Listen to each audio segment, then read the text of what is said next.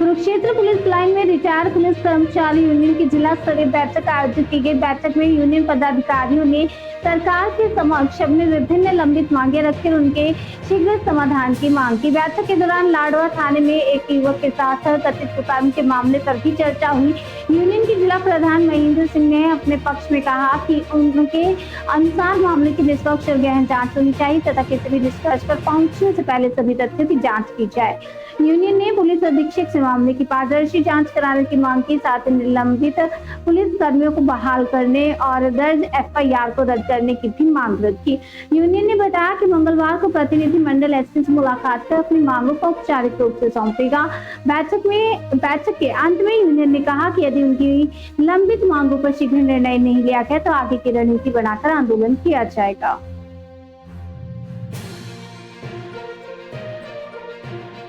सबसे पहले मैं आप सभी का यहाँ पहुँचने पर धन्यवाद करता हूँ।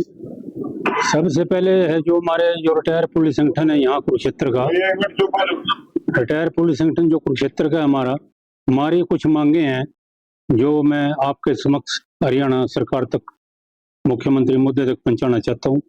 सबसे पहले तो ये है कि भाई पेंशनर जो हमारे रिटायर पुलिस के पेंशनर हैं उनको कोई मेडिकल की कोई सुविधा नहीं मिल रही है, ना है उनका कोई इंश्योरेंस है। तो सबसे पहले ये भी उनका इंश्योरेंस की सुविधा भी होनी चाहिए। और जो उनकी मेडिकल सुविधा है, जो श्री मनोहर लाल खट्टर जी 2019 में मुख्यमंत्री बने थे तो उन्होंने घोषणा की थी भाई जो रिटायर पुलिस कर्मचारी है या रिटायर जो भी किसी भी डिपार्टमेंट का हो तो कैशलेस कार्ड उसमें उसका फ्री इलाज होगा। जब तक आज तक 2019 से लेके आज तक कोई भी रिटायर पेंशनरों को कोई भी इसकी सुविधा प्राप्त नहीं है। तो मेरा ये भी निवेदन है कि भाई हमारा कैशलेस कार्ड लागू किया जाए। दूसरा, जो हमारे जिसकी उम्र 65, 70, 75, 80 वर्ष हो गई है उनको 5%, 10, 15 और 20% की वेतन में उसकी वृद्धि होनी चाहिए।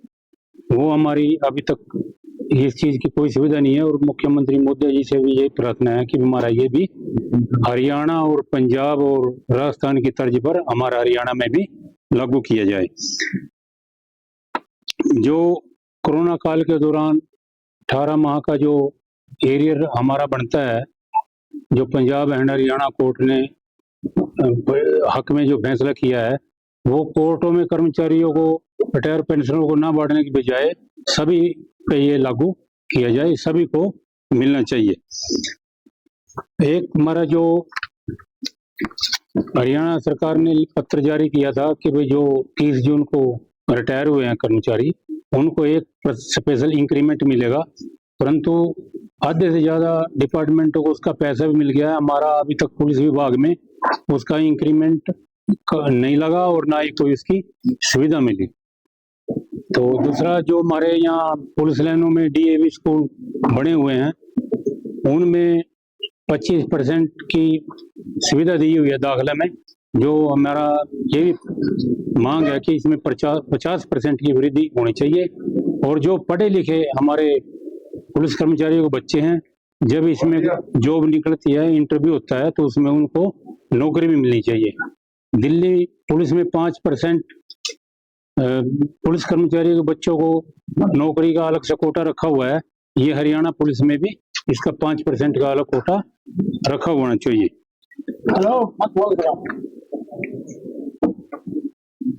इसके बाद मेरी यही है कि सीएम साहब से निवेदन है कि जो मैंने आपके समक्ष ये मांगे रखी हैं हमारी ये तुरंत लागू किए जाए और हमारे को इन सभी चीजों का बेनिफिट दिया जाएगा। इन मांगों को हम बार बार हर मीटिंग में उठाते आ रहे हैं, हर मीटिंग में इसकी चर्चा करते आ रहे हैं और बताते आ रहे हैं, मगर इसकी तरफ गवर्नमेंट कोई भी ध्यान नहीं दे रही है। मामले को लेकर कैसे बड़ा मामला होगा, तो इसमें रिटायर पुलिस संगठन को सहयोग करेगा। हाँ बिल्कुल। जो लाडवा में जो 17 तारीख को वहाँ एक जोनी नाम के लड़के ने नक्के के ऊपर पुलिस कर्मचारियों के साथ गाली गलौज किया, शराब के नशे में था। और वहाँ जो उसको डायल 112 थाने में लेके आई और वहाँ जो ड्यूटी अफसर से एएसआई संजीव कुमार और राजेंद्र उनके साथ ही बदतमीजी करी और उनको गाली गलौज किया। तो उन्होंने जो कानूनी प्रक्रिया होती है, उस प्रक्रिया के तहत उसकी मोटरसाइकिल इंपाउंड करी, उसका मेडिकल कराया, उसका चालान किया, तो और उनके घर वालों को सुपुर्द कर दिया। तो जब घर वालों को सुपुर्द किया तो वो सारा लिखा के वहाँ ठीक ठाक, वहाँ लाडो में जाकर उसने मेडिकल कराया, उसमें उसने मार पिटाई का आरोप लगाया, जबकि वहाँ पर कुकर्म का कोई आरोप नहीं लगाया।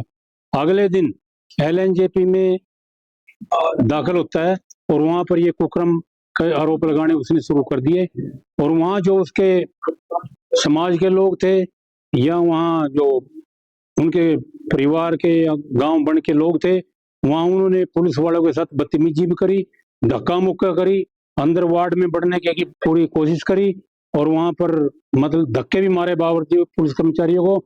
हम रिटायर्ड पुलिस संगठन ऐसा नहीं होने देंगे, हमारे पुलिस कर्मचारियों का हम पूरा साथ देंगे, और जो ये सस्पेंड किए हैं इनके खिलाफ जो मुकदमा दर्ज किया है, हम इसके बारे में मंगलवार को 10 बजे पूरा रिटायर्ड पुलिस संगठन SP साहब को मिलेगा।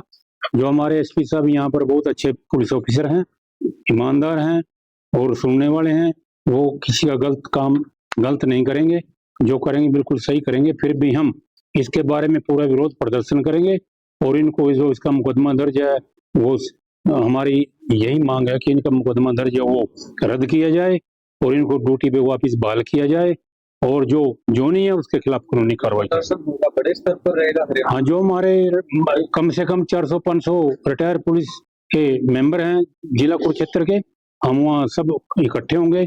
अगर हमारी वैसे तो SP साहब यही समाधान कर देंगे, अगर यहाँ कोई किसी प्रकार का समाधान नहीं हुआ तो हम रेंज लेवल मीटिंग करेंगे।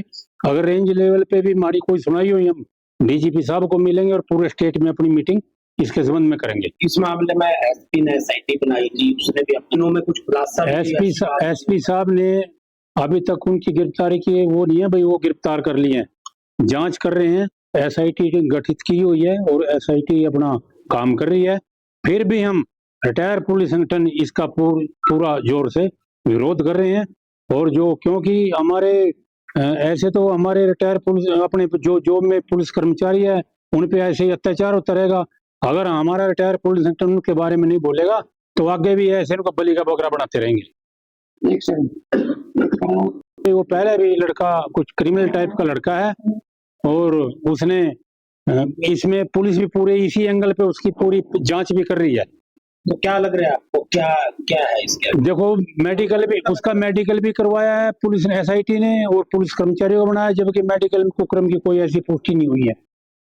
तो हमारा SP साहब महोदय से प्रार्थना है पूरे रिटायर पुलिस संगठन की तरफ से, और CM नायब सैनी जी से, और DGP साहब महोदय से, IG अम्बाड़ा रेंज से, कि हमारे इन तीनों पुलिस कर्मचारियों को ड्यूटी वापस बहाल किया जाए और उनका मुकदमा है जो रद्द किया जाए।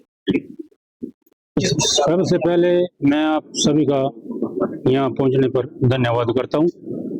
सबसे पहले है जो हमारे जो रिटायर पुलिस संगठन है यहाँ कुरुक्षेत्र का, रिटायर पुलिस संगठन जो कुरुक्षेत्र का हमारी कुछ मांगे हैं जो मैं आपके समक्ष हरियाणा सरकार तक, मुख्यमंत्री मुद्दे तक पहुँचाना चाहता हूँ। सबसे पहले तो ये है कि भाई पेंशनर जो हमारे रिटायर पुलिस के पेंशनर हैं उनको कोई मेडिकल की कोई सुविधा नहीं मिल रही है, ना है उनका कोई इंश्योरेंस है। तो सबसे पहले ये है कि उनका इंश्योरेंस की सुविधा भी होनी चाहिए, और जो उनकी मेडिकल सुविधा है, जो श्री मनोहर लाल खट्टर जी 2019 में मुख्यमंत्री बने थे तो उन्होंने घोषणा की थी भाई जो रिटायर पुलिस कर्मचारी है या रिटायर जो भी किसी भी डिपार्टमेंट का हो तो कैशलेस कार्ड उसमें उसका फ्री इलाज होगा। जब तक आज तक 2019 से लेकर आज तक कोई भी रिटायर पेंशनरों को कोई भी इसकी सुविधा प्राप्त नहीं है। तो मेरा ये भी निवेदन है कि भाई हमारा कैशलेस कार्ड लागू किया जाए। दूसरा, जो हमारे जिसकी उम्र 65, 70, 75, 80 वर्ष हो गई है उनको 5%, 10, 15 और 20% की वेतन में उसकी वृद्धि होनी चाहिए। वो हमारी अभी तक इस चीज की कोई सुविधा नहीं है, और मुख्यमंत्री मोदी जी से भी ये प्रार्थना है कि हमारा ये भी हरियाणा और पंजाब और राजस्थान की तर्ज पर हमारा हरियाणा में भी लागू किया जाए। जो कोरोना काल के दौरान 18 माह का जो एरियर हमारा बनता है, जो पंजाब एंड हरियाणा कोर्ट ने हक में जो फैसला किया है वो कोर्टों में कर्मचारियों को, रिटायर पेंशनरों को ना बांटने की बजाय सभी पे ये लागू किया जाए, सभी को मिलना चाहिए। एक हमारा जो हरियाणा सरकार ने पत्र जारी किया था कि भाई जो 30 जून को रिटायर हुए हैं कर्मचारी